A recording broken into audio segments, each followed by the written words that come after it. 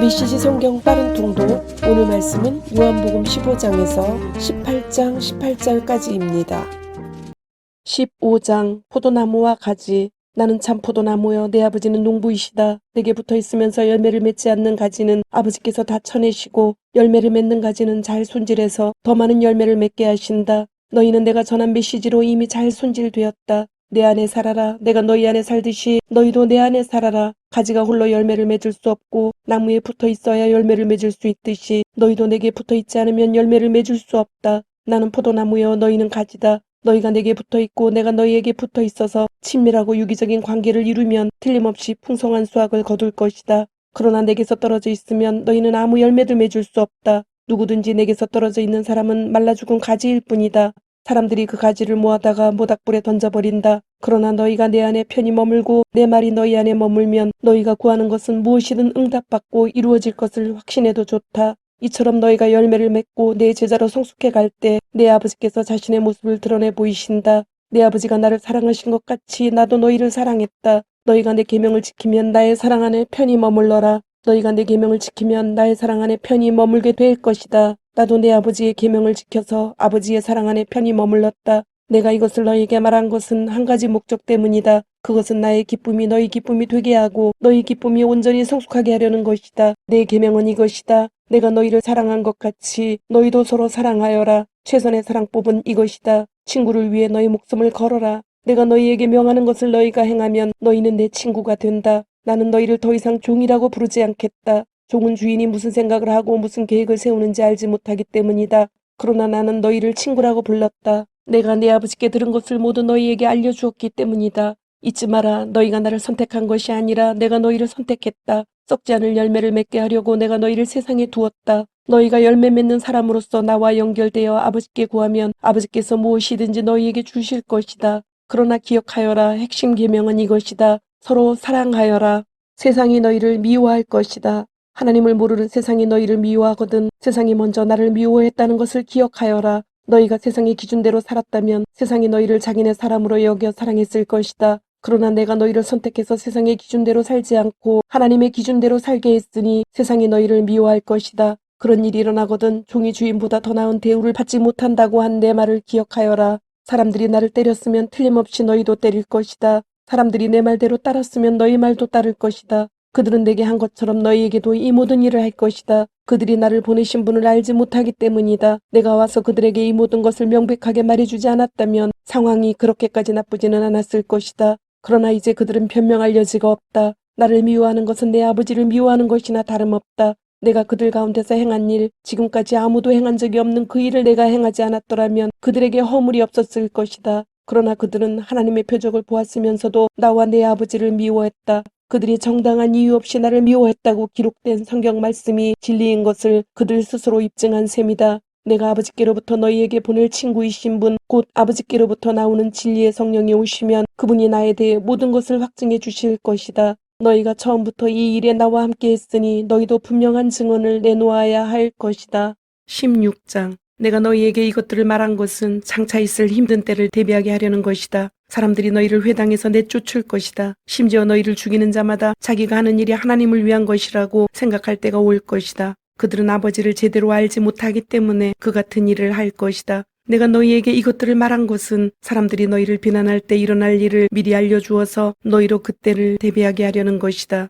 친구이신 성령께서 오실 것이다. 내가 이것을 처음부터 말하지 않은 것은 내가 날마다 너희와 함께 있었기 때문이다. 그러나 이제 나는 나를 보내신 분에게로 간다. 그런데도 너희 가운데 아무도 어디로 가십니까 하고 내게 묻는 사람이 없었다. 오히려 내 말이 길어질수록 너희는 더욱 슬픔에 잠겼다. 그래서 내가 다시 한번 진실을 말한다. 내가 떠나는 것이 너희에게 더 낫다. 내가 떠나지 않으면 친구이며 성령이 오시지 않을 것이다. 그러나 내가 가면 그분을 너희에게 보내주겠다. 그분이 오셔서 죄와 의와 심판에 대해 하나님을 모르는 세상의 관점이 잘못되었다는 것을 드러내실 것이다. 그들의 근본 죄는 나를 믿지 않는 것이고 의는 그들이 볼 수도 없고 통제할 수도 없는 영역인 나와 아버지가 함께 있는 하늘에서 오는 것이며 심판은 하나님을 모르는 이 세상 통치자가 재판에 붙여져 유죄 판결을 받으면서 시행된다는 것을 그분이 너희에게 보이실 것이다.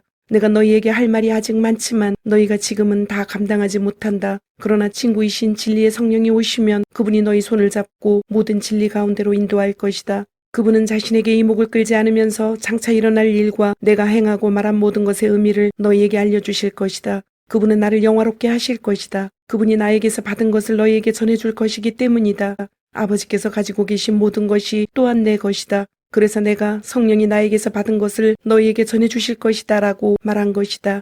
잠시 후면 너희가 나를 보지 못할 것이다. 그러나 다시 잠시 후면 너희가 나를 보게 될 것이다. 강물같이 넘쳐 흐르는 기쁨.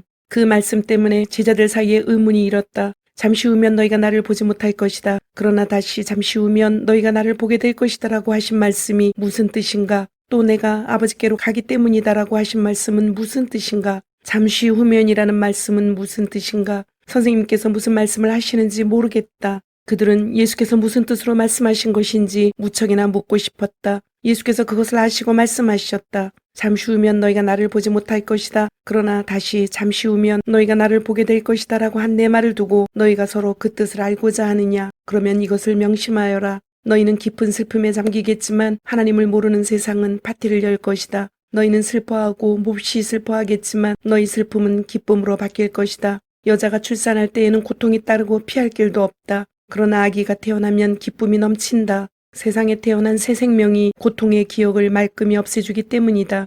지금 너희가 겪는 슬픔이 그 고통과 같겠지만 장차 맛볼 기쁨 또한 그 기쁨과 같을 것이다. 내가 너희를 다시 볼 때 너희는 기쁨으로 충만할 것이다. 아무도 너희에게서 그 기쁨을 빼앗아가지 못할 것이다. 너희는 더 이상 의문을 가득 품지 않게 될 것이다. 내가 너희에게 바라는 것은 이것이다. 내가 너희에게 계시해 준 것과 일치하면 무엇이든지 아버지께 구하여라. 내 뜻을 따라 내 이름으로 구하여라. 그러면 아버지께서 너희에게 반드시 주실 것이다. 너희 기쁨이 강둑을 넘쳐 흐르는 강물 같을 것이다. 나는 비유로 너희에게 말했다. 머지않아 나는 비유를 버리고 분명한 말로 아버지에 대해 너희에게 말해줄 것이다. 그때 너희는 내가 너희에게 계시해준 바로 그 삶과 관련된 것을 아버지께 직접 구할 수 있을 것이다. 내가 계속 너희를 대신해서 아버지께 구하지는 않을 것이다. 그럴 필요가 없다. 너희는 위험을 무릅쓰고 나를 사랑하고 신뢰하는 일에 너희 삶을 걸었고 내가 아버지께로부터 직접 왔다는 것을 믿었으므로 아버지께서 너희를 친히 사랑하신다. 전에 나는 아버지를 떠나 이 세상에 왔으나 이제는 이 세상을 떠나 아버지께로 간다.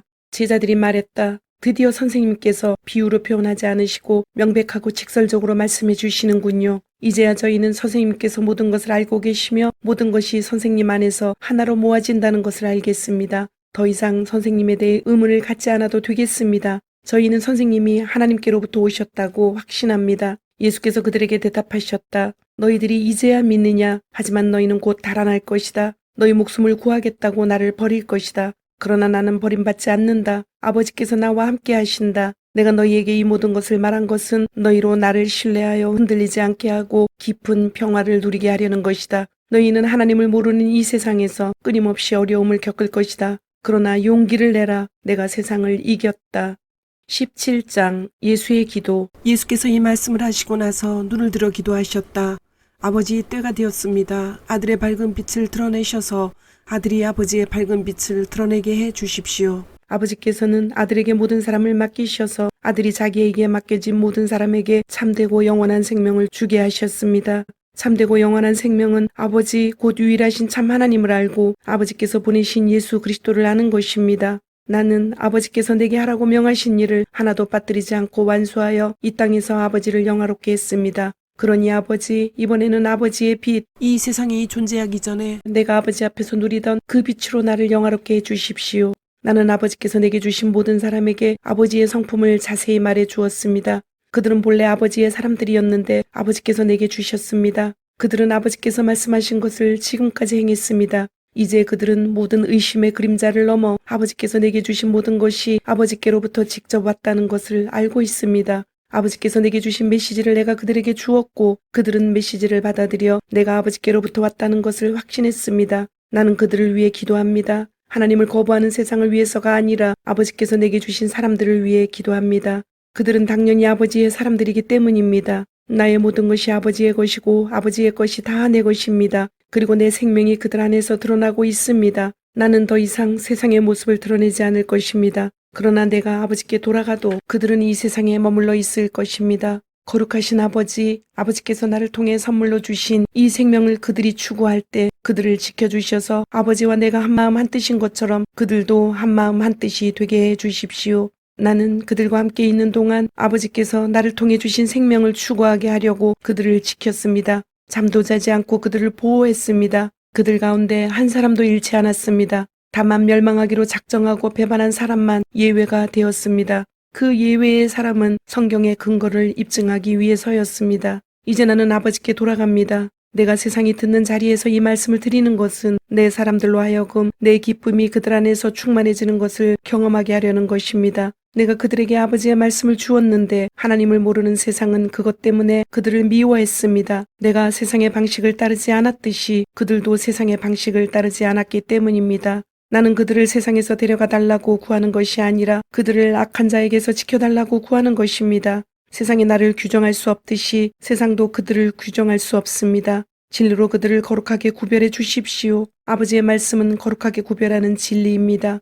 아버지께서 내게 사명을 주셔서 세상에 보내신 것처럼 나도 그들에게 사명을 주어 세상에 보냅니다. 내가 그들을 위해 나 자신을 거룩하게 구별하는 것은 그들도 진리로 거룩하게 구별되어 자신의 사명을 감당하게 하려는 것입니다. 나는 그들을 위해서만 아니라 그들 때문에 그리고 나에 대한 그들의 증언 때문에 나를 믿게 될 이들을 위해서도 기도합니다. 그들 모두 한마음 한뜻이 되고 아버지께서 내 안에 계시고 내가 아버지 안에 있듯이 그들도 우리와 한마음 한뜻이 되는 것, 이것이 내 기도의 목적입니다. 그래서 아버지께서 참으로 나를 보내셨다는 것을 세상이 믿게 해 주십시오. 아버지께서 내게 주신 영광을 나도 그들에게 주었습니다. 이는 내가 그들 안에 있고 아버지께서 내 안에 계시듯이 그들도 우리처럼 하나가 되어 함께하게 하려는 것입니다.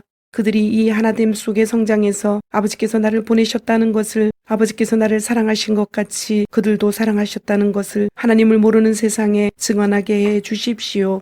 아버지, 나는 아버지께서 내게 주신 사람들이 내가 있는 그곳에 나와 함께 있으면서 내 영광, 곧 세상이 존재하기 오래전부터 아버지께서 나를 사랑하셔서 내게 주신 빛을 보게 되기를 바랍니다. 의로우신 아버지, 세상은 아버지를 알지 못했지만 나는 아버지를 알았고 이 제자들도 아버지께서 내게 이 사명을 맡겨서 보내신 것을 알고 있습니다. 나는 아버지의 존재를, 아버지께서 어떤 분이시고 무슨 일을 하시는지 그들에게 알렸고 계속해서 알려주겠습니다. 그래서 나를 사랑하신 아버지의 사랑이 내가 그들 안에 있는 것과 똑같이 그들 안에도 있게 될 것입니다.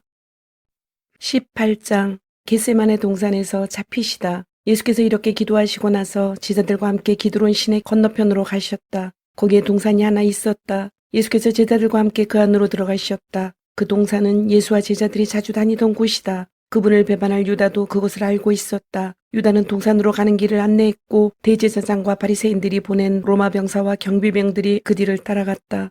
그들은 등불과 횃불과 칼을 들고 동산에 도착했다. 예수께서는 자신에게 닥칠 일을 다 하시고 앞으로 나아가 그들을 만나셨다. 예수께서 말씀하셨다. 너희가 누구를 찾느냐? 그들이 대답했다. 나사렛 사람 예수요. 예수께서 말씀하셨다. 내가 그다. 병사들이 크게 놀라 뒷걸음질했다. 배반자 유다가 눈에 띄었다. 예수께서 다시 물으셨다. 너희가 누구를 찾느냐? 그들이 대답했다. 나사렛 사람 예수요. 예수께서 말씀하셨다. 내가 그라고 너희에게 말했다. 내가 그 사람이다. 너희가 찾는 사람이 나라면 이 사람들은 가게 해주어라. 이것으로 아버지께서 내게 주신 사람들은 하나도 잃지 않았습니다라고 기도하신 말씀이 이루어졌다. 바로 그때 시몬 베드로가 차고 있던 칼을 뽑아 대제사장의 종을 쳐서 오른쪽 귀를 잘라버렸다. 그 종의 이름은 말고였다. 예수께서 베드로에게 명하셨다. 그 칼을 도로 꽂아라. 너는 아버지께서 내게 주신 이 잔을 내가 마시지 않으리라고 생각하느냐? 그때 대장의 명령을 받은 로마 병사들이 유대 경비병들과 합세하여 예수를 붙잡고 결박했다. 그들은 먼저 가야바의 장인 안나스에게 예수를 끌고 갔다. 가야바는 그 해의 대제사장이었다. 그는 한 사람이 백성을 위해 죽는 것이 낫다고 유대인들에게 충고했던 자다. 시몬 베드로와 또 다른 제자가 예수를 뒤따라갔다. 그 다른 제자는 대제사장과 아는 사이여서 예수를 따라 대제사장의 집 안뜰에 들어갈 수 있었다. 베드로는 밖에 머물러 있어야 했다. 곧 다른 제자가 나와서 문지기에게 말하고 베드로를 데리고 들어갔다. 문을 지키던 젊은 여자가 베드로에게 말했다. 당신도 저 사람의 제자 가운데 하나가 아닌가요? 베드로가 말했다. 나는 아니요. 날이 추워 종들과 경비병들이 불을 피워놓고 그 주위에 모여서 불을 쬐고 있었다. 베드로도 그들과 함께 서서 불을 쬐었다. 주님, 오늘도 말씀을 주심을 감사드립니다. 주신 말씀대로 오늘 하루도 주님의 모습을 닮아가며 말씀대로 순종하며 살도록 은혜와 용기를 주옵소서. 예수님의 이름으로 기도드립니다. 아멘.